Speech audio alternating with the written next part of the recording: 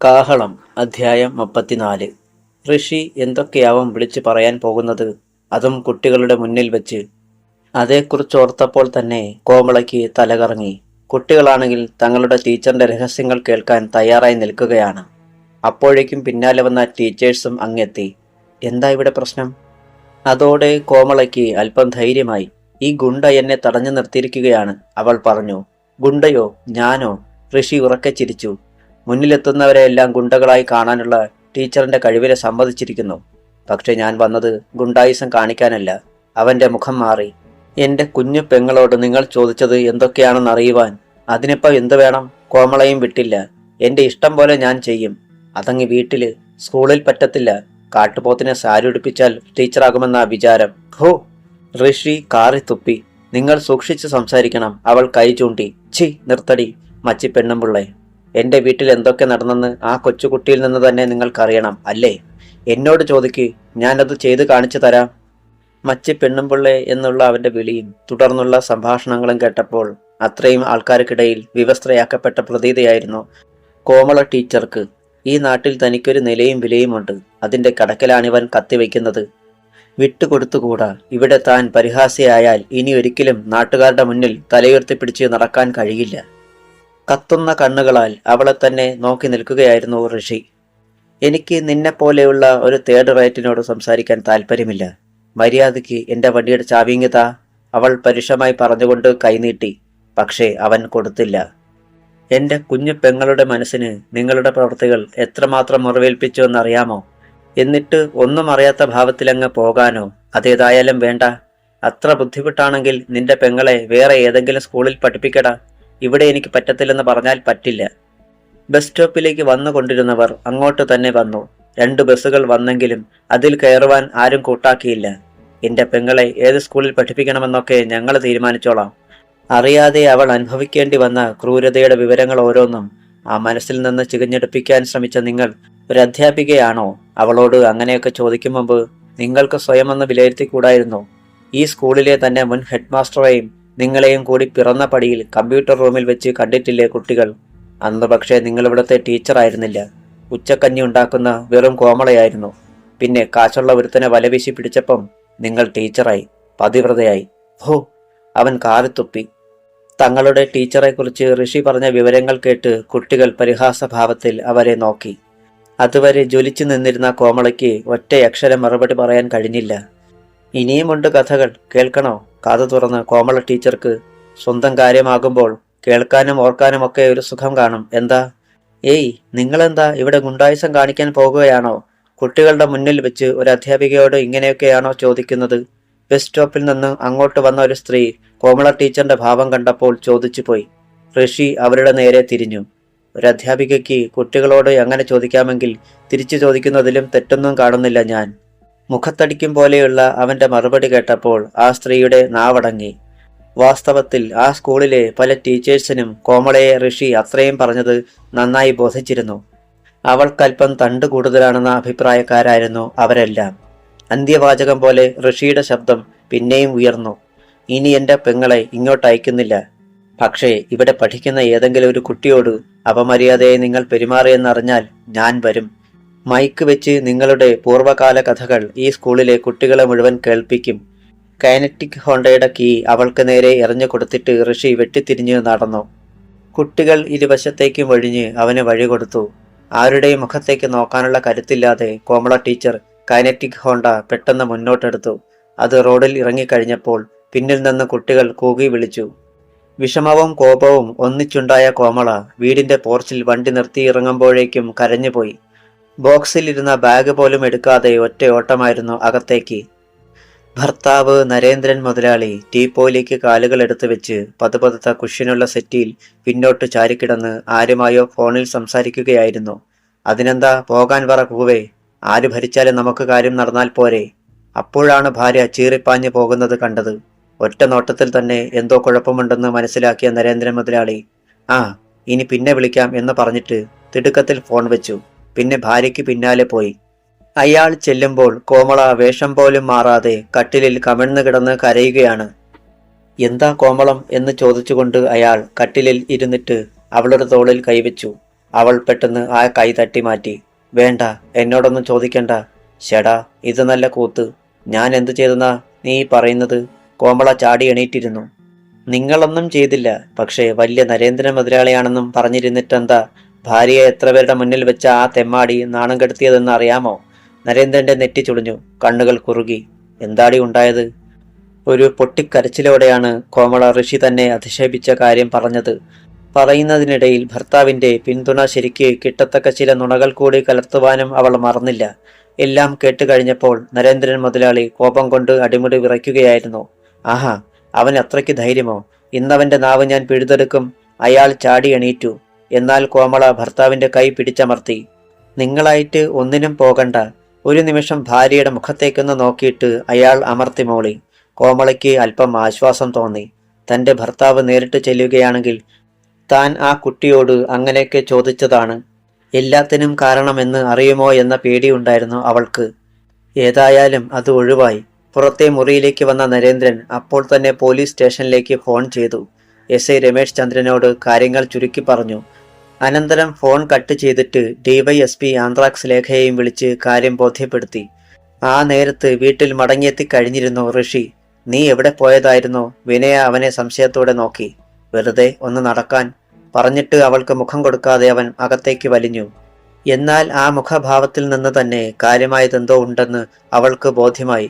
എങ്കിലും കൂടുതലൊന്നും ചോദിച്ചില്ല. കാരണം തന്റെ അനുജനിൽ അനുദിനം മാറ്റങ്ങൾ ഉണ്ടാകുകയാണെന്ന് അവൾക്ക് തോന്നിയിരുന്നു. പഴയ ഋഷിയല്ല അവനിപ്പോൾ. എന്തിനേയും നേരിടുവാൻ മടിയില്ലാത്ത ഒരുവന്റെ ഭാവമാണ് അവനിപ്പോൾ. താൻ അവന്റെ ചേച്ചിയാണെങ്കിലും താൻ പറഞ്ഞാലൊന്നും ഇപ്പോൾ അവൻ അനുസരിക്കില്ലെന്ന് അവൾക്ക് ഉറപ്പുണ്ടായിരുന്നു. പ്രേമചന്ദ്രനും അമൃതയും വാനിന്റെ അരികിൽ എന്തോ പറഞ്ഞുകൊണ്ടിരിക്കുകയായിരുന്നു. നിത്യയാകട്ടെ ഉച്ചഭക്ഷണം പോലും കഴിക്കാതെ സ്കൂളിൽ നിന്നും വന്നപടി കിടന്നുറങ്ങുകയാണ്. കഷ്ടിച്ച് 1 മണിക്കൂർ കഴിഞ്ഞു കാണും. ഋഷി കുളിക്കാനായി വെള്ളം കോരുവാൻ കിണറ്റിൻകരയിലേക്ക് വരികയായിരുന്നു. പെട്ടെന്നാണ് ഒരു വാഹനത്തിന്റെ മുരൾച്ച കേട്ടത്. അവൻ ഞെട്ടി തലയുയർത്തി. റോഡിൽ നിന്നും മുറ്റത്തേക്ക് ഇരമ്പിക്കയറി വരുന്ന ഒരു പോലീസ് ജീപ്പ്. അതിൽ എസ്.ഐ. രമേശ് ചന്ദ്രൻ ഇരിക്കുന്നത് കൂടി കണ്ടപ്പോൾ അവന് അപകടം ബോധ്യമായി. കോമള ടീച്ചർ പോലീസിൽ പരാതി കൊടുത്തിരിക്കണം. പിന്തിരിഞ്ഞ് പിടികൊടുക്കാതെ രക്ഷപ്പെടാനുള്ള സാവകാശം കിട്ടിയില്ല. പോലീസ് ജീപ്പ് തൊട്ടരികിൽ ബ്രേക്കിട്ട് കഴിഞ്ഞിരുന്നു. പ്രേമചന്ദ്രനും അമൃതയും തിടുക്കത്തിൽ എഴുന്നേറ്റു. അകത്തുനിന്ന് വിനയയും ഓടി വന്നു. നീ സ്കൂളിൽ പോയി ലേഡി ടീച്ചേഴ്സിനെ അപമാനിക്കും അല്ലടാ റാസ്കൽ എന്നലറിക്കൊണ്ട് രമേശ് ചന്ദ്രൻ കുതിച്ചിറങ്ങിയതും ഋഷിയുടെ പിടലിക്ക് അടിച്ചതും ഒരു നിമിഷമായിരുന്നു. വല്ലാത്തൊരു നിലവിളിയോടെ കിണറ്റിലേക്ക് ചാഞ്ഞ അവന്റെ മുണ്ടിൽ കുത്തിപ്പിടിച്ച് പിന്നോട്ട് വലിച്ച രമേശ് ചന്ദ്രൻ അവന്റെ ഇടത് ചിവിയടക്കം ഒറ്റയടി കൂടി കൊടുത്തു. കാതിനുള്ളിൽ ഒരു രമ്പൽ, ആകെ ഒരു മരവിപ്പ്. ഋഷിയുടെ കണ്ണുകൾ വെട്ടി അടഞ്ഞു. എന്റെ മോനെ! അമൃത ഓടിവന്ന് അവനെ താങ്ങാൻ ശ്രമിച്ചു. പക്ഷേ രമേശ് ചന്ദ്രൻ സമ്മതിച്ചില്ല. അങ്ങോട്ട് മാറി നിൽക്കടി, അയാൾ കൈ ചൂണ്ടി. എന്നാൽ അയാളെ അവഗണിച്ച് പ്രേമചന്ദ്രൻ മകനെ പിടിക്കുക തന്നെ ചെയ്തു. ഒരു ഞരക്കത്തോടെ അവൻ അയാളുടെ ശരീരത്തിലേക്ക് ചാഞ്ഞു. വിനയെയും ഓടിവന്ന് മമ്മിയെ കെട്ടിപ്പിടിച്ചു. ഋഷിയുടെ കാതിൽ നിന്നും ചോര ഒലിച്ചിറങ്ങുന്നത് പ്രേമചന്ദ്രൻ കണ്ടു. രോഷത്തോടെ വെട്ടിത്തിരിഞ്ഞ അയാൾ രമേശ് ചന്ദ്രനെ നോക്കി. ഇൻസ്പെക്ടർ, എന്ത് തെറ്റ് ചെയ്തിട്ടാ നിങ്ങൾ എന്റെ കുഞ്ഞിനോട് ഇങ്ങനെ ചെയ്തത്? മിണ്ടരുത് നീ. മകനെ തെമ്മാടിത്തരങ്ങൾക്ക് പറഞ്ഞയച്ചിട്ട് ഇപ്പോൾ ഒന്നും അറിയാത്തതുപോലെ ഭാവിക്കുന്നോ? പോലീസുകാർക്ക് കൈത്തരിപ്പ് തോന്നുമ്പോൾ ഇങ്ങോട്ട് വരാനും ഞങ്ങളെ തല്ലിച്ചതയ്ക്കാനും ഇനി സമ്മതിക്കില്ല ഞാൻ. അയാളുടെ ഒച്ച വല്ലാതെ ഉയർന്നു. നീ എന്തു ചെയ്യുമെന്നാടാ? രമേശ് ചന്ദ്രനും വിട്ടില്ല. ഭൂമിയോളം താണു നോക്കി ഞങ്ങൾ. എന്നാലും സമ്മതിക്കത്തില്ലെന്ന് വന്നാൽ മേലും കീഴും നോക്കത്തില്ല ഞാൻ, അലറുകയായിരുന്നു പ്രേമചന്ദ്രൻ. കൊലപാതകം മണപ്പള്ളിയിലെ രാഷ്ട്രീയക്കാരുടെ മാത്രം കുത്തകയല്ല. ഇൻസ്പെക്ടറാണെന്നൊന്നും നോക്കത്തില്ല. കുത്തി തന്റെ കുടലെടുക്കും ഞാൻ. പ്രേമചന്ദ്രന്റെ ആ ഭാവത്തിന് മുന്നിൽ ഇൻസ്പെക്ടർ ഒന്ന് പകച്ചു. പിന്നെ പറഞ്ഞു, എങ്കിൽ നിന്റെ മോനോടൊപ്പം നിന്നെ കൊണ്ട് പോകും ഞാൻ. സ്കൂളിൽ ചെന്ന് ഒരു ലേഡി ടീച്ചറിനോട് അപമര്യാദയായി പെരുമാറിയ തന്റെ മോനെ പിടിച്ച് പിന്നെ ഞാൻ ഉമ്മ വയ്ക്കണോടോ?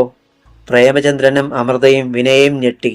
ഋഷി കോമള ടീച്ചറിനെ പോയി കണ്ടു. പ്രേമചന്ദ്രൻ എന്തോ പറയുവാൻ ഭാവിച്ചപ്പോഴേക്കും രമേശ് ചന്ദ്രൻ അയാളെ കാലുയർത്തി ചവിട്ടുകയും ഋഷിയെ വലിച്ച് പോലീസുകാർക്കിടയിലേക്ക് എറിയുകയും ചെയ്തു. അധ്യായം 35. പ്രേമചന്ദ്രൻ അടിവയറ്റിൽ കൈ അമർത്തിക്കൊണ്ട് തറയിലേക്ക് മറിഞ്ഞു. പോലീസുകാർ ഋഷിയെ കൈകാലുകളിൽ തൂക്കിപ്പിടിച്ച് ജീപ്പിനുള്ളിലേക്ക് എറിഞ്ഞു. പ്രേമേട്ട, ഋഷി! അമൃത അലറി കരഞ്ഞുകൊണ്ട് മുന്നോട്ടാഞ്ഞെങ്കിലും വിനയ അവരെ ചുറ്റിപ്പിടിച്ചു. ബഹളങ്ങൾ കേട്ട് അയൽക്കാർ മുറ്റത്തേക്കിറങ്ങി നോക്കുന്നുണ്ടായിരുന്നു.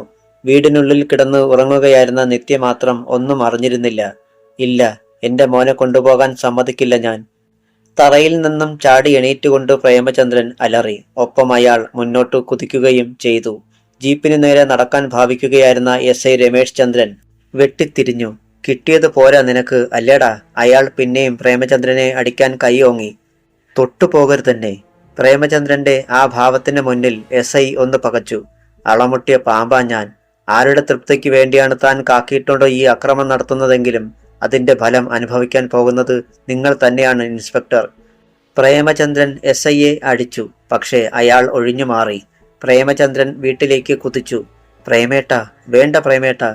അമൃതയും വിനയും കൂടി അയാളെ പിടിച്ചു നിർത്തി. അതിനിടയിൽ പോലീസുകാരും SIയും ജീപ്പിൽ കയറി കഴിഞ്ഞിരുന്നു. ഋഷിയെയും കൊണ്ട് ജീപ്പ് പാഞ്ഞുപോയി. മോനെ, അയാളും അമൃതയും ഒന്നിച്ചു വിളിച്ചു. റോഡിൽ എത്തിക്കഴിഞ്ഞിരുന്ന ജീപ്പിൽ നിന്ന് മകന്റെ നിലവിളി അവർ കേട്ടു. മോനെ ഋഷി. തലയ്ക്ക് കൈകൊടുത്തുകൊണ്ട് തറയിൽ കുത്തിയിരുന്ന പ്രേമചന്ദ്രൻ ഒരു കൊച്ചു കുഞ്ഞിനെ പോലെ പൊട്ടിക്കരഞ്ഞു. ആൺമക്കൾ രണ്ടുപേരും നഷ്ടപ്പെട്ട ഒരു പിതാവിന്റെ ഹൃദയം പിളരുന്ന നിലവിളി.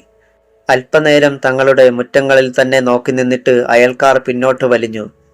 ചിലർക്കെങ്കിലും ഉണ്ടായിരുന്നു അവരെ ഒന്ന് ആശ്വസിപ്പിക്കണമെന്ന്. പക്ഷേ മണപ്പള്ളിയിലെ രാഷ്ട്രീയക്കാരുടെ പകയുടെ അഗ്നി എന്തിന് തങ്ങളുടെ നേരെ തിരിച്ചുവിടണം എന്ന് ചിന്തിച്ച് അവർ സ്വയം രക്ഷാകവചങ്ങൾ ഒരുക്കി. ജീപ്പിനുള്ളിൽ സീറ്റുകൾക്കിടയിൽ പോലീസുകാരുടെ കാൽക്കീഴിലായിരുന്നു ഋഷി. യാത്രക്കിടെ അവർ പിന്നിലെ ടാർപോളിൻ അഴിച്ചിടുകയും ചെയ്തു. പിന്നീട് കാലുകൾ കൊണ്ടും കൈകൊണ്ടും ഒരേ നേരത്തു തന്നെ മർദ്ദനമുറകൾ തുടങ്ങി. ഋഷിയുടെ നിലവിളി പുറത്തു വരാതിരിക്കുവാൻ അവർ കുറച്ച് പേപ്പർ ചുരുട്ടി അവന്റെ വായിൽ കുത്തിത്തിരുകി വെച്ചു. തനിക്ക് ശ്വാസം മുട്ടുന്നതായി ഋഷി അറിഞ്ഞു. അവന്റെ കൃഷ്ണമണികൾ പിന്നിലേക്ക് മറഞ്ഞു. തൽക്കാലം മതി സത്യപാല, ഇനിയുള്ളത് അങ്ങ് ചെന്നിട്ട്. പിന്നോട്ട് തിരിഞ്ഞ രമേശ് ചന്ദ്രൻ ASIയോട് പറഞ്ഞു. കഴുത്ത് ഒടിഞ്ഞു തൂങ്ങിയ മട്ടിൽ ഇരിക്കുകയായിരുന്നു ഋഷി. നേരത്തെ കിട്ടിയ അടിയുടെ ആഘാതം കാരണം ഇടത് ചെവിയുടെ കേൾവി നഷ്ടമായിരുന്നു. ഇപ്പോൾ വായിലാണ് പച്ചച്ചോരയുടെ രുചി. കോമള ടീച്ചറിനോട് അവന് തീർത്താൽ തീരാത്ത പകയുണ്ടായി. അവർ തന്റെ കുഞ്ഞു പെങ്ങളോട് അങ്ങനെയൊക്കെ പറഞ്ഞതിന് യാതൊരു തെറ്റുമില്ല. താൻ പറഞ്ഞത് മാത്രം തെറ്റ്. പണവും സ്വാധീനവും ഉള്ളവർക്ക് വേണ്ടി മാത്രമായി എഴുതപ്പെട്ടിരിക്കുന്ന നിയമം. ഏതൊക്കെയോ വഴികളിലൂടെ ജീപ്പ് പോലീസ് സ്റ്റേഷനിലെത്തി. അവനെ ലോക്കപ്പ് ചെയ്തേരി.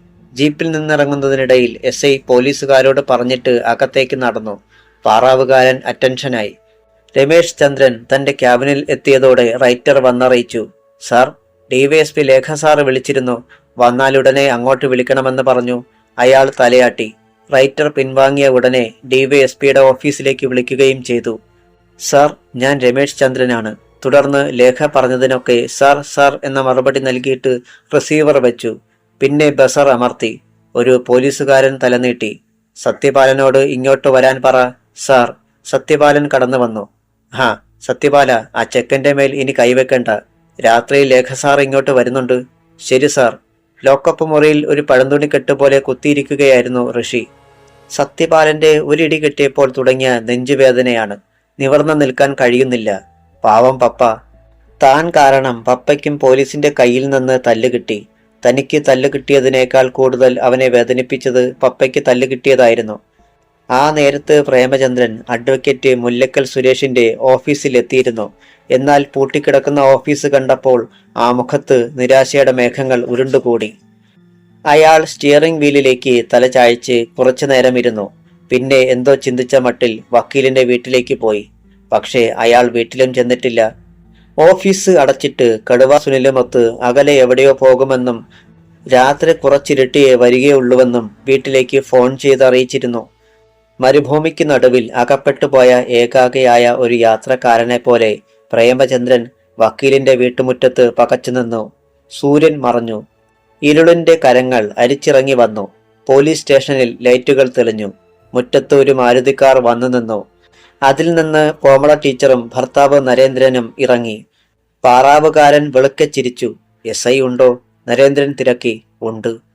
അയാൾ ഭാര്യയെയും കൂട്ടി സ്റ്റേഷനുള്ളിൽ കടന്നു. ശബ്ദം കേട്ട് രമേശ് ചന്ദ്രനും ഇറങ്ങി വന്നു. വാ, കക്ഷിയെ കാണണ്ടേ? അയാൾ അവരെയും കൂട്ടി ലോക്കപ്പിനരികിലെത്തി. തല കൊമ്പിട്ട് മൂലയിൽ കുത്തിയിരിക്കുകയായിരുന്നു അപ്പോഴും ഋഷി. അവന്റെ ആ ഭാവം നന്നേ ബോധിച്ചു കോമളയ്ക്ക്. അഹങ്കാരി. നല്ലത് കൊടുക്കണം സാറേ. അവൾ SIയെ നോക്കി. ബ്രേക്ക്ഫാസ്റ്റ് കഴിഞ്ഞു. ഇനി ലഞ്ചും സപ്പറും വരാനിരിക്കുന്നതേയുള്ളൂ. ലേഖ സാർ ഇങ്ങോട്ട് വരുമെന്ന് പറഞ്ഞിട്ടുണ്ട്. ഞാൻ പുള്ളിക്കാരിയെ വിളിച്ചിരുന്നു. ഞങ്ങളെ പഴയ പരിചയക്കാരാ, നരേന്ദ്രൻ അഭിമാനത്തോടെ പറഞ്ഞു. ഇവിടെ വന്ന അന്ന് തന്നെ എന്നെ വിളിച്ചിരുന്നു. അവരുടെ സംസാരം കേട്ടിട്ടും ഋഷി തലയുയർത്തിയില്ല. എടാ, എസ് ഐ ശബ്ദമുയർത്തി. ഋഷി സാവധാനം തലയുയർത്തി. അവന്റെ കണ്ണുകൾ ആദ്യം പതിഞ്ഞത് കോമള ടീച്ചറിലാണ്. പെട്ടെന്നാണ് ഋഷിയുടെ ഭാവം മാറിയത്. ശരീരത്തിലെ സകല വേദനയും മറന്ന് അവൻ ചാടി എണീറ്റു. എടീ എന്നലറിക്കൊണ്ട് ഇരുമ്പഴികൾക്കടുത്തേക്ക് പാഞ്ഞു വന്നു. അവന് പുറത്തേക്ക് വരാൻ കഴിയില്ലെന്ന് അറിയാമായിരുന്നെങ്കിലും കോമള ഭയന്ന് പിന്നോക്കം മാറിപ്പോയി. രമേശ് ചന്ദ്രൻ വേഗത്തിന് മുന്നിൽ കടന്നു നിൽക്കുകയും അഴികൾക്കിടയിലൂടെ കൈകടത്തി അവനെ അടിക്കുകയും ചെയ്തു. കഴിവരുടെ മോനെ, ഇത്രയും കിട്ടിയിട്ടും നിന്റെ അഹങ്കാരം തീർന്നില്ല അല്ലേടാ? എന്റെ പെങ്ങളോട് അങ്ങനെയൊക്കെ ചോദിക്കുകയും എന്നെ ഇതിനുള്ളിലാക്കുകയും ചെയ്ത അവളെ ഞാൻ വെറുതെ വിടത്തില്ല സാറേ. അത് ശ്രദ്ധിക്കാതെ അവൻ അലറി. പുറത്തൊരു വാഹനം വന്നു നിൽക്കുന്നതിന്റെയും പാറാവുകാരൻ അറ്റൻഷൻ ആവുന്നതിന്റെയും ഒച്ച കേട്ടപ്പോൾ രമേശ് ചന്ദ്രൻ പെട്ടെന്ന് അവിടെ നിന്ന് മാറി. പോലീസുകാരെല്ലാം അലർട്ടായി. ഡിവൈഎസ്പി ആന്ത്രാക്സ് ലേഖ അകത്തേക്ക് വന്നു. നരേന്ദ്രനെയും കോമളയെയും കണ്ടപ്പോൾ അവർ ചിരിച്ചു. വന്നിട്ട് ഒത്തിരി നേരമായോ? ഇല്ല സാർ, ഇങ്ങോട്ട് വന്നതേയുള്ളൂ, നരേന്ദ്രൻ അറിയിച്ചു. വരൂ പറഞ്ഞിട്ട് അവർ എസ് ഐയുടെ റൂമിലേക്ക് കയറി. അവർക്ക് കസേര ചൂണ്ടിക്കാണിച്ചിട്ട് തിരക്കി. പിന്നെ എന്തൊക്കെ വിശേഷം? ഇതിൽ വലിയ വിശേഷം എന്തിരിക്കുന്നു സാറേ? പിന്നെ ഇങ്ങനെ ഒരു വിധം ജീവിച്ചു പോകുന്നു. കുറെ നേരത്തെ കുശല പ്രശ്നങ്ങൾക്ക് ശേഷം നരേന്ദ്രനും ഭാര്യയും ലേഖയെ തങ്ങളുടെ വീട്ടിലേക്ക് ക്ഷണിക്കുക കൂടി ചെയ്തിട്ടാണ് എണീറ്റത്. സമയം പോലെ ആ വഴി വരാം. ആ, ബൈ ദ ബൈ, അവന്റെ പേരിൽ കേസ് ചാർജ് ചെയ്യണോ? ലേഖ ഒരു ചൂയിങ്കം എടുത്ത് വായിലിട്ടിട്ട് 2 അവർക്കും കൊടുത്തു. അതുകൂടി പറയാനാ ഞങ്ങൾ വന്നത്. കേസും കോടതിയും ഒക്കെ ആകുമ്പോൾ ആകപ്പാടെ പൊല്ലാപ്പ. മാത്രവുമല്ല, സംഭവത്തിന് പബ്ലിസിറ്റി കൂടുകയും ചെയ്യും. ഇനി മേലിൽ അവൻ ഇങ്ങനെ ആരോടും പ്രവർത്തിക്കാൻ പാടില്ല. അത് ഞാനേറ്റു. കൈകൾ കൂട്ടി തിരുമിക്കൊണ്ട് അവർ എണീറ്റു. എങ്കിൽ ഞങ്ങൾ ഇറങ്ങട്ടെ. Good night. Good night. നരേന്ദ്രനും കോമളയും പോയി. ആന്ത്രാക്സ് ലേഖ പുറത്തെത്തി. രമേഷേ, ആ ചെറുക്കനെ ഇങ്ങ് ഇറക്കിക്കൊണ്ടുവന്നേ, ഞാൻ അവനെ ഒന്ന് കാണട്ടെ. രമേശ് ചന്ദ്രൻ ഒരു പോലീസുകാരനെ നോക്കി. അയാൾ പോയി സെല്ല് തുറന്ന് അവനെ ഇറക്കിക്കൊണ്ടുവന്ന് ലേഖയുടെ മുന്നിൽ നിർത്തി. അവരുടെ മുഖത്തേക്ക് ഒന്നേ നോക്കിയുള്ളൂ. അവൻ തലകുനിച്ചു കളഞ്ഞു. ആ മുഖഭാവം തന്നെ വല്ലാത്തതായിരുന്നു, പേടിപ്പെടുത്തുന്ന ഭാവം. ലേഖ അവനെ അടിമുടി കണ്ണുകൾ കൊണ്ടൊഴിഞ്ഞു. മൊട്ടേന്ന് വിരിഞ്ഞില്ലല്ലോടാ കൊച്ചു കഴിവേറി നീ. അതിനു മുന്നേ ഇതാ കയ്യിലിരിപ്പെങ്കില് പ്രായപൂർത്തിയായി കഴിഞ്ഞാൽ നീ എന്തായിരിക്കുമെടാ കാണിച്ചു കൂട്ടുന്നത്? ലേഖ അവന്റെ മുന്നിൽ ഒരു കസേരയിലിരുന്ന് ചൂയിങ്കം ചവച്ചു. ഋഷി മിണ്ടിയില്ല. മുഖമുയർത്തടാ. അവൻ പതിയെ തലയുയർത്തി. ലേഖയുടെ വായിൽ നിന്ന് ചൂയിങ്കം പറന്നു ചെന്ന് അവന്റെ നെറ്റിയിൽ പതിച്ചു. ഛേ! അവനതെടുക്കാൻ തുടങ്ങിയതും അവൾ കാലുയർത്തി ചവിട്ടിയതും ഒരേ നിമിഷത്തിൽ. മമ്മി! അവന്റെ ഹൃദയം പിളരുന്ന നിലവിളി. ഭാ വാ അടയ്ക്കടാ. ലേഖ ചാടി എണീറ്റു. അടിവയറ്റിൽ കൈ അമർത്തിക്കൊണ്ട് താഴെ ഇരിക്കുവാൻ ഭാവിക്കുകയായിരുന്ന അവന്റെ 2 കാതുകളും തീർത്ത് ആഞ്ഞൊരടി വീണു. ഹാ! അവന്റെ തുറന്ന വായി അങ്ങനെ തന്നെ ഇരുന്നു. ശബ്ദം പുറത്തു വന്നില്ല. നിന്നെപ്പോലൊരുത്തനെ വളരാൻ സമ്മതിക്കത്തില്ലടാ ഞാൻ. തുടർന്ന് അടിയുടെ പെരുമഴയായിരുന്നു. ഒരു ഫുട്ബോൾ തട്ടും പോലെ അവർ അവനെ തട്ടിക്കളിച്ചു. അവസാനം ഋഷി അതൊന്നും അറിഞ്ഞതേയില്ല. നിലത്ത് കിടക്കുകയായിരുന്ന അവനെ ഷൂസ് അണിഞ്ഞ കാൽ കൊണ്ട് ചവിട്ടി അരയ്ക്കുകയായിരുന്നു അവർ. അല്പം കഴിഞ്ഞപ്പോൾ ലേഖയ്ക്കൊരു സംശയം. അവന് അനക്കമില്ലേ? കാലുകൾ പിൻവലിച്ചു. അവൻ ഒന്ന് ഞരങ്ങി. അവർ പോലീസുകാരെ നോക്കി. വലിച്ച് സെല്ലിലിട്ടേര്, നേരം പുലരുമ്പം തുറന്നുവിട്ടാൽ മതി. ആ നേരത്ത് ഋഷിയുടെ വീട്ടിൽ മരണമോകതയായിരുന്നു. ആരും അത്താഴം കഴിച്ചില്ല. നിത്യമോൾ പോലും ഏട്ടനെ പോലീസ് കൊണ്ടുപോയത് വൈകിട്ടാണ് അവൾ അറിഞ്ഞത്. ആ കണ്ണുകളിൽ 2 തുള്ളി നീർ തിളങ്ങിയതല്ലാതെ കുട്ടിയൊന്നും ചോദിക്കുകയോ പറയുകയോ ചെയ്തില്ല. ഞാനൊന്ന് പറയട്ടെ പ്രേമേട്ട. നിശബ്ദതയിലേക്ക് അമൃതയുടെ ചിലമ്പിച്ച ശബ്ദം വന്നു. പ്രേമചന്ദ്രൻ പുറത്തെ ഇരുട്ടിലേക്ക് നോക്കിയിരിക്കുകയായിരുന്നു. സാവധാനം അയാൾ തലതിരിച്ചു. നമുക്ക് കിട്ടുന്ന വിലയ്ക്ക് ഇവിടം വിറ്റിട്ട് എങ്ങോട്ടെങ്കിലും പോയാലോ? ഒരിക്കൽ നമ്മളൊന്ന് ശ്രമിച്ചു നോക്കിയതല്ലേ. നടക്കുമെന്ന് എനിക്ക് ഒട്ടും വിശ്വാസമില്ല. പ്രേമചന്ദ്രൻ ദീർഘമായി ഒന്ന് നിശ്വസിച്ചു. ആ രാത്രി നിത്യമോൾ ഒഴികെ ആരും ഉറങ്ങിയില്ല. വെളുപ്പിനെ തന്നെ പ്രേമചന്ദ്രൻ എണീറ്റു. വക്കീലിനെ പോയി കാണണം. എങ്ങനെയും ഋഷിയെ ജാമ്യത്തിലിറക്കണം. ആ ഉദ്ദേശത്തോടെ നേരം പുലർന്നപ്പോൾ തന്നെ യാത്രയായി. പോലീസ് സ്റ്റേഷനിൽ രാവിലെ 7 മണിക്ക് എസ് ഐ രമേശ് ചന്ദ്രൻ വിളിച്ചു പറഞ്ഞു ഋഷിയെ ഇറക്കി വിട്ടേക്കാൻ. ഒരു പോലീസുകാരൻ സെല്ലിനടുത്ത് ചെന്ന് നോക്കി. ഒരു മൂലയ്ക്ക് ചുരുണ്ടുകൂടി കിടക്കുകയാണ് ഋഷി. അയാൾ വാതിൽ തുറന്ന് അകത്ത് കയറി. ഋഷി അറിഞ്ഞിട്ടില്ല. എണീക്കടാ. അയാൾ ഒറ്റ തൊഴിയായിരുന്നു. പക്ഷേ അപ്പോഴുമില്ല അനക്കം. പോലീസുകാരന്റെ നെറ്റി ചുളിഞ്ഞു. എടാ എടാ എഴുന്നേൽക്കാൻ. തറയിൽ കുത്തിയിരുന്നിട്ട് അയാൾ അവനെ കുലുക്കി വിളിച്ചു. എന്നാൽ ഋഷി കണ്ണു തുറന്നില്ല. ഒന്ന് അനങ്ങിയത് കൂടിയില്ല. കോൺസ്റ്റബിളിന്റെ തലയ്ക്കുള്ളിൽ അപകടത്തിന്റെ ട്രെയിൻ ഇരമ്പിപ്പാഞ്ഞ് സൈറൻ മുഴക്കി വന്നു. അധ്യായം 36. കോൺസ്റ്റബിൾ പെട്ടെന്ന് സെല്ലിന് പുറത്തിറങ്ങി. അപ്പോൾ അവിടെയുണ്ടായിരുന്ന റൈറ്ററോടും ഹെഡ് കോൺസ്റ്റബിളിനോടും മറ്റും വിവരങ്ങൾ പറഞ്ഞു. അവരും സെല്ലിനുള്ളിലേക്ക് ഓടിയെത്തി. ഋഷി മരിച്ചുവെന്ന് തന്നെ അവർക്കും തോന്നി. റൈറ്റർ അവന്റെ നാടി പിടിച്ചു നോക്കി. നേരിയ ഒരു സ്പന്ദനമുണ്ടോ? ശരീരത്തിന്റെ ചൂട് തന്നെ ഇല്ലാതെയായിക്കൊണ്ടിരിക്കുകയാണ്. ഉടനെ എന്തെങ്കിലും ചെയ്തില്ലെങ്കിൽ ഒരു ലോക്കപ്പ് മരണത്തിന് ഉത്തരം പറയേണ്ടി വരും. ഹെഡ് കോൺസ്റ്റബിൾ ഓടിച്ചെന്ന് എസ്ഐയുടെ ക്വാർട്ടേഴ്സിലേക്ക് വിളിച്ച് വിവരം പറഞ്ഞു. അല്പനേരത്തേക്ക് മറുപടി പറയാൻ കഴിഞ്ഞില്ല രമേശ് ചന്ദ്രന്. സാർ, ഹെഡ് കോൺസ്റ്റബിൾ പിന്നെയും വിളിച്ചു. ഞാൻ ഉടനെ അങ്ങെത്താം. അതിനിടെ ആര് വന്നാലും അവനെ കാണിക്കരുത്. വരുന്നത് DGP ആണെങ്കിൽ പോലും. സാർ, രമേശ് ചന്ദ്രൻ DYSPയെ വിളിച്ച് കാര്യങ്ങൾ ചുരുക്കത്തിൽ പറഞ്ഞു. ലേഖയുടെ മറുപടി കൂടി കിട്ടിക്കഴിഞ്ഞപ്പോൾ സ്റ്റേഷനിലേക്ക് യാത്രയായി. അവിടെ എത്തുമ്പോൾ എന്തോ അത്യാഹിതം സംഭവിച്ച മട്ടിൽ നിൽക്കുകയാണ് പോലീസുകാർ. രമേശ് ചന്ദ്രനും കയറി ഋഷിയുടെ അവസ്ഥ കണ്ടു. നോക്ക്, അയാൾ എല്ലാവരോടുമായി പറഞ്ഞു. ഇവിടെ ഇവനെ കസ്റ്റഡിയിലെടുത്തതിന്റെ റെക്കോർഡൊന്നുമില്ല. കോമള ടീച്ചറിന്റെ പരാതിയെ തുടർന്ന് നമ്മൾ ഇവനെ അറസ്റ്റ് ചെയ്തെങ്കിലും പിന്നീട് പരാതിയൊന്നുമില്ലെന്ന് ടീച്ചർ തന്നെ പറഞ്ഞതിനാൽ സന്ധ്യയ്ക്ക് മുൻപേ ഇവനെ വിട്ടയച്ചു. അങ്ങനെയേ ആര് ചോദിച്ചാലും പറയാവൂ. അണ്ടർസ്റ്റാൻഡ്? സാർ. പോലീസുകാർ തലകുലുക്കി. അവനെ വേഗം ജീപ്പിന്റെ പിന്നിൽ കിടത്തി ടാർപോളിൻ അഴിച്ചിട്ടേര്. പോലീസുകാർ അങ്ങനെ ചെയ്തു. ASI സത്യപാലനെയും കൂട്ടി രമേശ് ചന്ദ്രൻ ജീപ്പിൽ കയറി. ആ യാത്ര അവസാനിച്ചത് ഒരു സ്വകാര്യ നഴ്സിംഗ് ഹോമിലാണ്. ലേഖ അവിടെ വിളിച്ച് കാര്യങ്ങൾ സംസാരിച്ചിരുന്നതിനാൽ നഴ്സിംഗ് ഹോമിന്റെ പിന്നിൽ ജീപ്പ് നിർത്തിയപ്പോഴേക്കും 2 അറ്റൻഡർമാർ ഓടിയെത്തുകയും അവനെ സ്ട്രെച്ചറിൽ കിടത്തി അകത്തേക്ക് കൊണ്ടുപോവുകയും ചെയ്തു. പോലീസ് ഉദ്യോഗസ്ഥന്മാർ മടങ്ങി. 9:30 അഡ്വക്കേറ്റ് മുല്ലക്കൽ സുരേഷുമായി പ്രേമചന്ദ്രൻ സ്റ്റേഷനിലെത്തി. ഇൻസ്പെക്ടർ വക്കീലിനെ വേണ്ട വിധം സ്വീകരിച്ചിരുത്തി. ഋഷിയെക്കുറിച്ച് പരാമർശിച്ചപ്പോൾ തന്നെ അറിയിച്ചു. ആ ടീച്ചർക്ക് പിന്നീട് കുറ്റബോധം തോന്നിയെന്നാ ഞാൻ കരുതുന്നത്.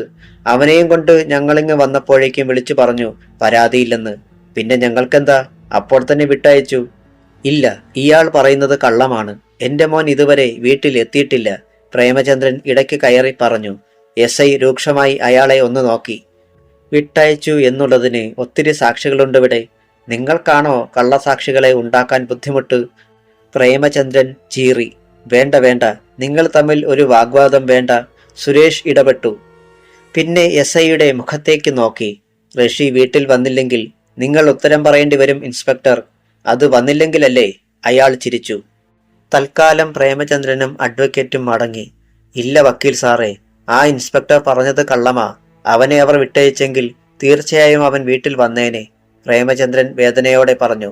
മുല്ലക്കൽ സുരേഷ് ചിന്തയോടെ ഒന്ന് മൂളി.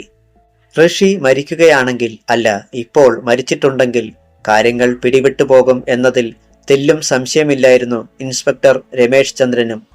ഇപ്പോൾ എന്തിനേയും നേരിടാം എന്ന് പറഞ്ഞു നിൽക്കുന്ന ലേഖ സാറ് അങ്ങനെ ഒരവസ്ഥ വന്നാൽ എന്ത് നിലപാടായിരിക്കും കൈക്കൊള്ളുന്നതെന്ന കാര്യത്തിലും നേരിയ സംശയം തോന്നി തുടങ്ങിയിരുന്നു ഇൻസ്പെക്ടർക്ക്.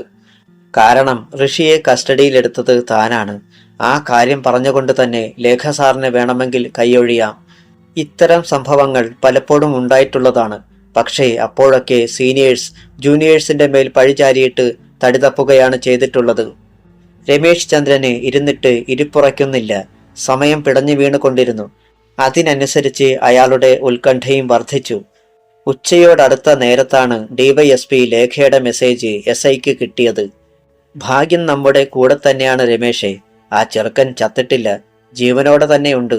എന്നാൽ ഈ ദിവസം മുഴുവനും അവൻ അവിടെ തന്നെ കഴിയേണ്ടി വരും. തന്നെത്താൻ നടക്കാനുള്ള ആരോഗ്യം ഒന്ന് കിട്ടിക്കോട്ടെ.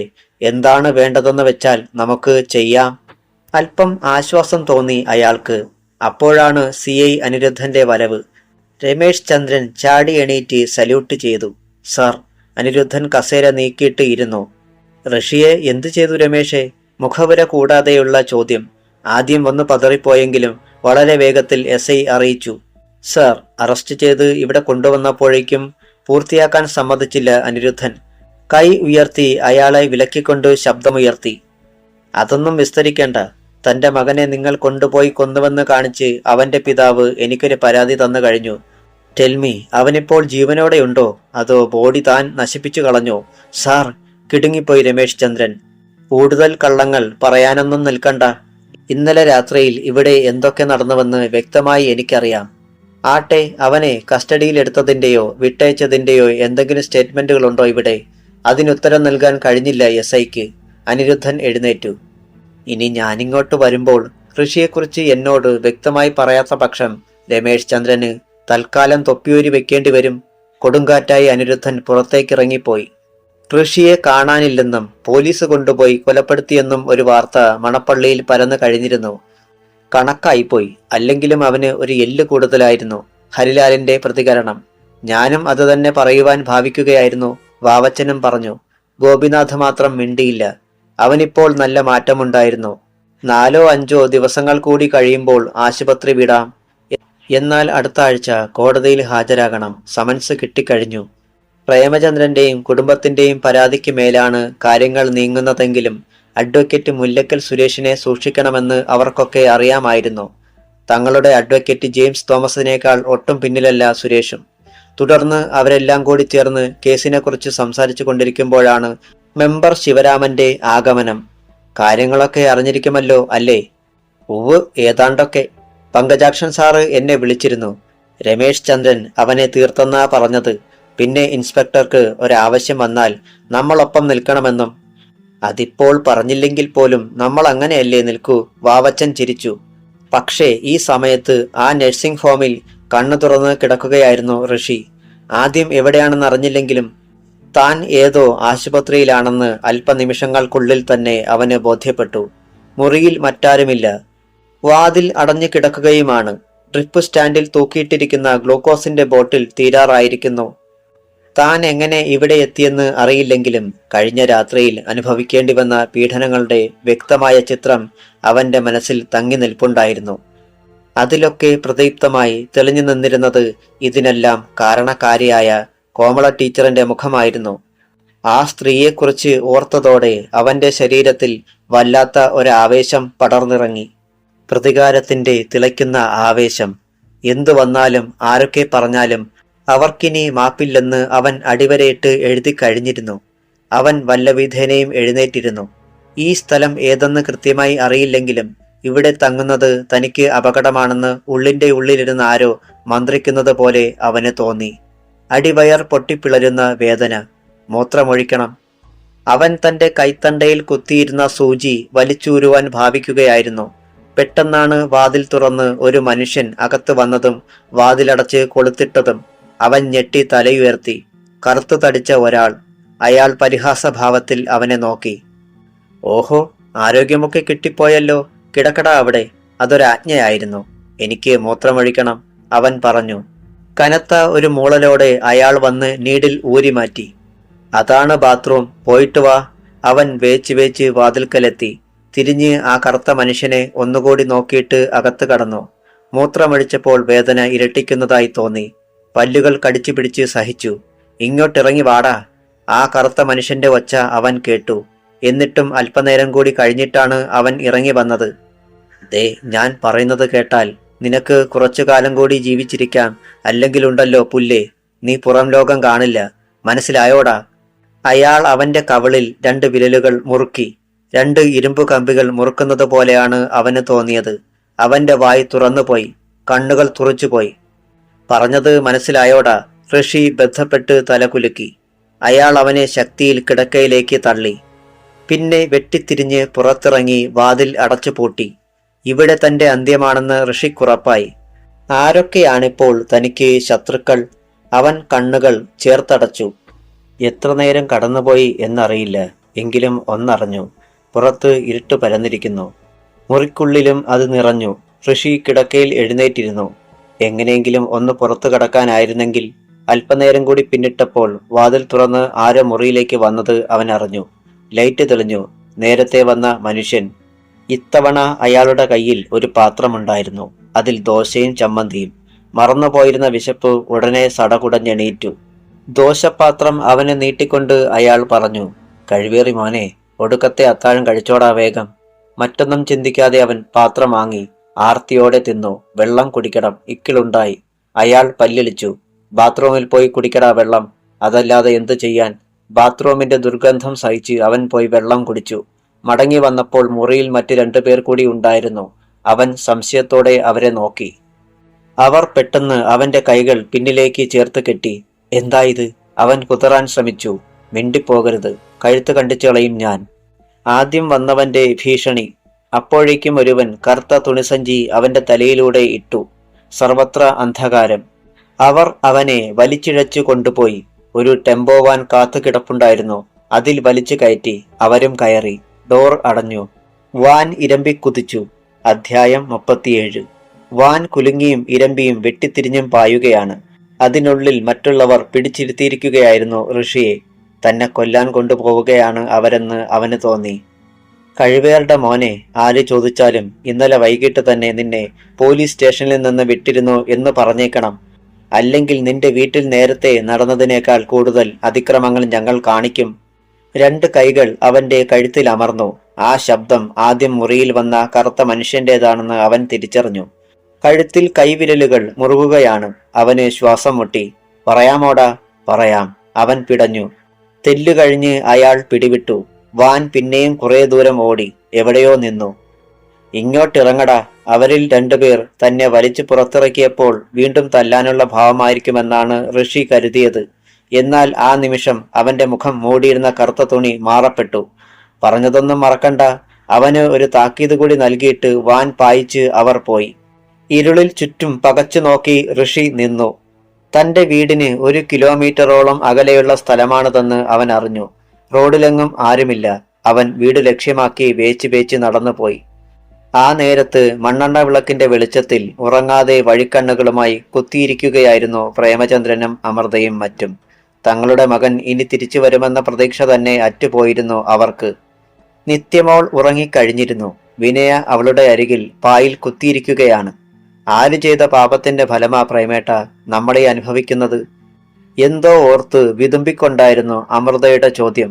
മക്കളെ ഒന്നും നമുക്ക് നല്ലതായി കാണാനുള്ള യോഗം പോലും ഈശ്വരന്മാർ തരില്ലേ?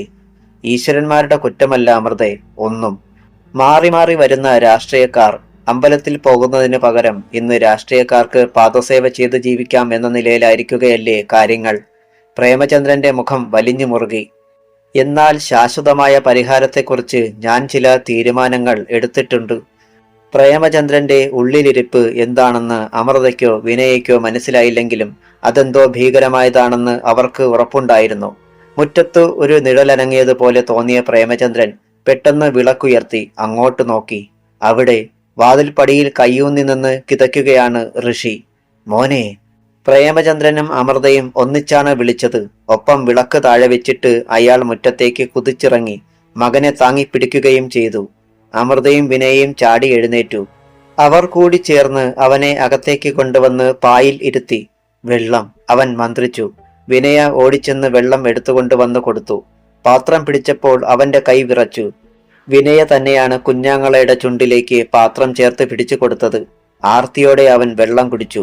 മോനെ, നീ ഇതുവരെ എവിടെയായിരുന്നടാ? നിന്നെ ആരാടാ ഇങ്ങനെയൊക്കെ ചെയ്തത്?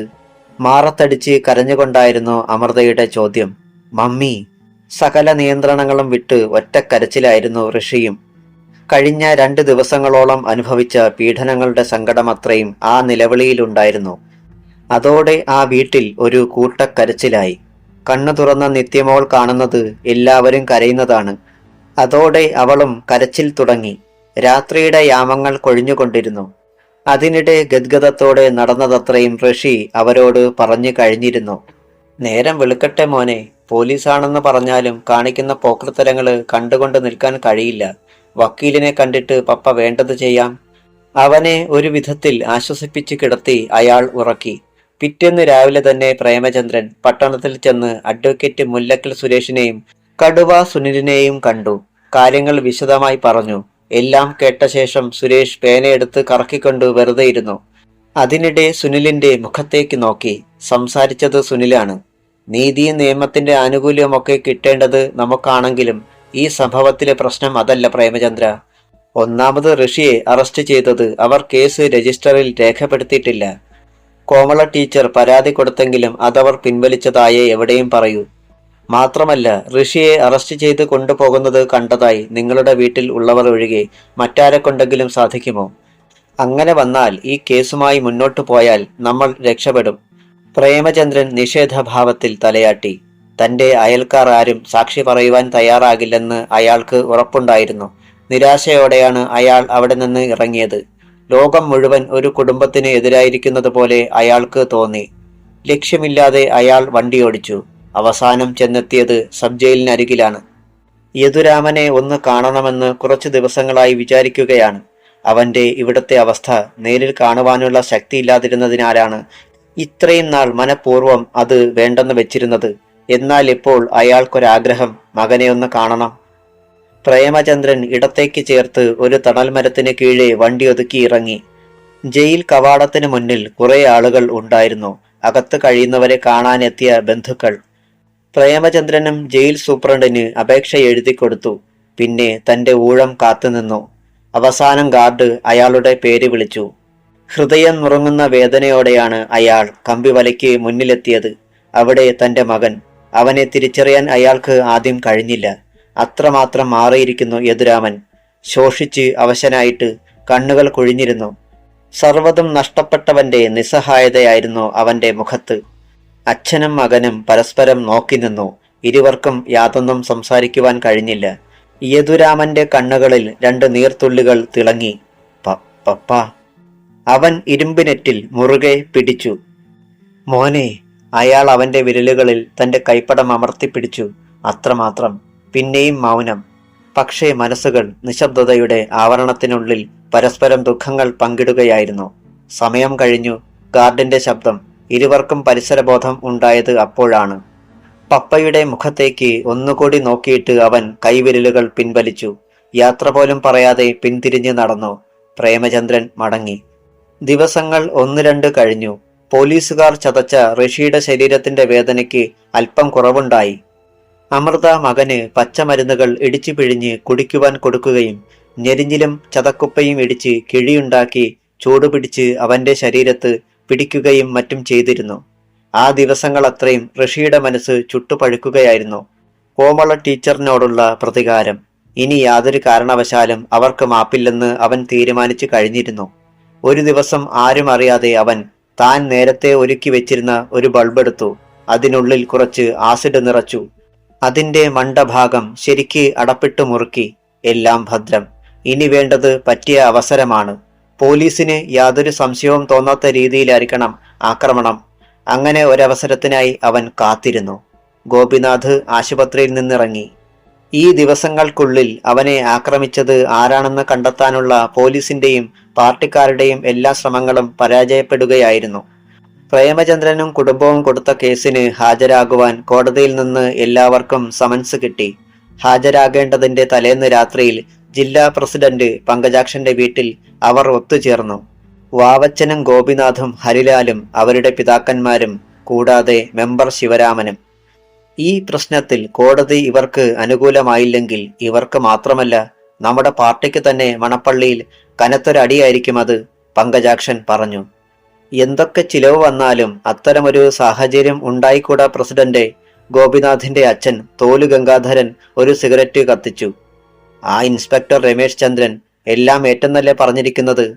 കാര്യമൊക്കെ ശരി തന്നെയാ. ശിവരാമൻ മുന്നോട്ടാഞ്ഞിരുന്നു. ആ ഇൻസ്പെക്ടർ ഒരാർത്തിക്കാരനാ. എത്ര കിട്ടിയാലും മതിയാകാത്ത ജന്തു. അയാളെ കാണുന്നുമില്ലല്ലോ. ഹരിലാലിന്റെ അച്ഛൻ വാസു ജനാലയിലൂടെ റോഡിലേക്ക് നോക്കി. പക്ഷേ ഒരു കാര്യമേറ്റാൽ അയാളത് ചെയ്തിരിക്കും. കുറച്ച് കാശ് ചെലവായാലും വാസ്തവത്തിൽ അത്തരക്കാരെയാ നമുക്ക് വേണ്ടത്. അയാൾ പറഞ്ഞു നിർത്തുമ്പോഴേക്കും ഒരു വാഹനത്തിന്റെ വെളിച്ചം ജനാല ചില്ലിൽ പ്രതിഫലിച്ചു. അത് അയാളായിരിക്കും. പങ്കജാക്ഷൻ പിറുപിറുത്തു. ശരിയായിരുന്നു. മുറ്റത്ത് വന്നു നിന്ന കാറിൽ നിന്ന് രമേശ് ചന്ദ്രൻ ഇറങ്ങി. സിവിൽ ഡ്രസ്സിലായിരുന്നു അയാൾ. ഒരു ടൂറിസ്റ്റ് കാറിലാണ് വന്നത്. പങ്കജാക്ഷൻ ഒഴികെയുള്ളവർ അയാളെ കണ്ട് എഴുന്നേറ്റു. നിങ്ങളൊക്കെ വന്നിട്ട് കുറെ നേരമായോ? ചോദിച്ചുകൊണ്ട് അയാൾ ഇരുന്നു. ആ, കുറച്ച്. അനന്തരം ചർച്ചയായി. അതിനിടെ ഈട്ടിക്കാടൻ സുരേന്ദ്രൻ ഒരു ബാഗ് ടീപ്പോയിൽ വെച്ചു. 1,00,000 രൂപയുണ്ട് സാറേ. എങ്ങനെയും ഞങ്ങളുടെ പിള്ളേർ രക്ഷപ്പെടണം. അക്കാര്യം ഞാൻ ഏറ്റതല്ലേ. തുടർന്ന് അതിന്റെ വിശദാംശങ്ങളിലേക്ക് അയാൾ കടന്നു. കോടതിയിൽ നൽകേണ്ട മൊഴിയും എതിർഭാഗം വക്കീൽ ചോദിച്ചാൽ പറയേണ്ട മറുപടിയും. രാത്രി കുറേയേറെ ചെല്ലുവോളം എല്ലാവരും അവിടെ തന്നെ ഉണ്ടായിരുന്നു. പിറ്റേന്ന് പകൽ 11 മണി കോടതി കൂടി. പ്രേമചന്ദ്രനും കുടുംബവും വാനിലാണ് വന്നത്. അതിനും മുൻപ് തന്നെ വാവച്ചനും ഗോപിനാഥും ഹരിലാലും മറ്റും എത്തിയിരുന്നു. കോടതി മുറ്റത്ത് വെച്ച് ഇരു കൂട്ടരും പരസ്പരം കണ്ടു. ഹരിലാലിനെ കണ്ടതോടെ വിനയ മുഖം തിരിച്ചു കളഞ്ഞു. അത് കണ്ട് അവൻ ചിരിച്ചു. അളിയോ, അവൾ ഒന്ന് മിനുങ്ങിയിട്ടുണ്ടല്ലോ, വാവച്ചൻ പതിയെ പറഞ്ഞു. ഇതാടാ പറയുന്നത്, ആണുങ്ങൾ ഒന്ന് കൈകാര്യം ചെയ്താലേ പെണ്ണ് പെണ്ണാകത്തുള്ളെന്ന്. ഗോപിനാഥ് അതും പറഞ്ഞ് ചിരിച്ചു. ഹരിലാൽ അവളിൽ നിന്ന് കണ്ണുകൾ പിൻവലിക്കാതെ നോക്കി നിൽക്കുകയായിരുന്നു. വാവച്ചനും ഗോപിനാഥും പറഞ്ഞത് അക്ഷരം പ്രതി ശരി തന്നെയാണ്. അവരുടെ കേസ് വിളിക്കപ്പെട്ടത് 12 മണിക്കാണ്. കോടതിയിൽ വന്നവരൊക്കെ വിനയയെ തുറച്ചു നോക്കുന്നുണ്ടായിരുന്നു. CI അനിരുദ്ധനും SI രമേശ് ചന്ദ്രനും ഉണ്ടായിരുന്നു അവിടെ. വാവച്ചനും ഗോപിനാഥും ഹരിലാലും പ്രതിക്കൂട്ടിൽ കയറി നിന്നു.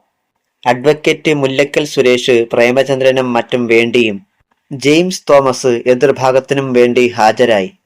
പ്രേമചന്ദ്രന്റെ വീട്ടിൽ അരങ്ങേറിയ ദുരന്ത നാടകത്തിന്റെ യഥാർത്ഥ ചിത്രങ്ങൾ കോടതിക്ക് മുന്നിൽ നിരത്തിയ അഡ്വക്കേറ്റ് മുല്ലക്കൽ സുരേഷ് ഡോക്ടർ സർട്ടിഫിക്കറ്റുകളും ഹാജരാക്കി. കോടതി എല്ലാം ശ്രദ്ധയോടെ കേട്ട ശേഷം പ്രതിഭാഗം വക്കീലിനെ നോക്കി. കോടതിയെ വണങ്ങിയ ശേഷം ജെയിംസ് തോമസ് എണീറ്റു. യുവർ ഓണർ, ബഹുമാന്യനായ എന്റെ സുഹൃത്ത് അഡ്വക്കേറ്റ് സുരേഷ് പറഞ്ഞത് പച്ചക്കള്ളമാണെന്ന് ഞാൻ ആദ്യമേ തന്നെ ബോധിപ്പിച്ചു കൊള്ളട്ടെ. സമൂഹത്തിലെ മാന്യന്മാരുടെ പേരുകൾ സ്ത്രീ പീഡനം എന്ന പേരിൽ വലിച്ചിഴയ്ക്കുന്നത് ഇപ്പോൾ നമ്മുടെ നാട്ടിൽ ഒരു ഫാഷനാണെന്നുകൂടി ഞാൻ ബഹുമാനപ്പെട്ട കോടതിയെ ബോധിപ്പിക്കുകയാണ്. ഒരു സ്ത്രീ വിചാരിച്ചു കഴിഞ്ഞാൽ ആരെയും നാണം കെടുത്താം എന്നുള്ള അവസ്ഥയാണിപ്പോൾ ഇവിടെയുള്ളത്. ഇത്തരം ആളുകൾക്കെതിരെയാണ് ശക്തമായ നിലപാടുകൾ കൈക്കൊള്ളേണ്ടത്. ഇവിടെ ആരോപണ വിധേയരായിരിക്കുന്ന വാവച്ചൻ, ഗോപിനാഥ്, ഹരിലാൽ എന്നിവർക്ക് പ്രേമചന്ദ്രന്റെ കുടുംബത്തിൽ നടന്നുവെന്ന് പറയപ്പെടുന്ന ആ സംഭവത്തിൽ യാതൊരു പങ്കുമില്ലെന്ന് നിസ്സംശയം തെളിയിക്കാൻ എനിക്ക് കഴിയും. അത് കേട്ടപ്പോൾ പ്രേമചന്ദ്രനും അമൃതയും മുഖാമുഖം നോക്കി. ജെയിംസ് തോമസ് തുടർന്നു. മാത്രമല്ല, അന്ന് സംഭവം നടന്ന സമയത്ത് എന്റെ കക്ഷികൾ മണപ്പള്ളിയിൽ പോലും ഉണ്ടായിരുന്നില്ല എന്നതിന്റെ തെളിവാണിത്. അയാൾ ബെഞ്ച് ക്ലാർക്ക് വഴി ഒരു കടലാസ് കോടതിയുടെ ശ്രദ്ധയിൽപ്പെടുത്തി. അത് വായിച്ചിട്ട് ജഡ്ജി അഡ്വക്കേറ്റിനെ നോക്കി. പ്രൊസീഡ്. ഇനി ഞാൻ അതിനുള്ള സാക്ഷിയെ വിസ്തരിക്കുവാൻ ബഹുമാനപ്പെട്ട കോടതിയുടെ അനുമതി തേടുകയാണ്. അതും കോടതി സമ്മതിച്ചു. പ്രേമചന്ദ്രനും കുടുംബവും മാത്രമല്ല, സർക്കിൾ ഇൻസ്പെക്ടർ അനിരുദ്ധനും ചുറ്റും നോക്കി. ആരാണ് സാക്ഷി? ബാക്കി ഭാഗം നാളെ.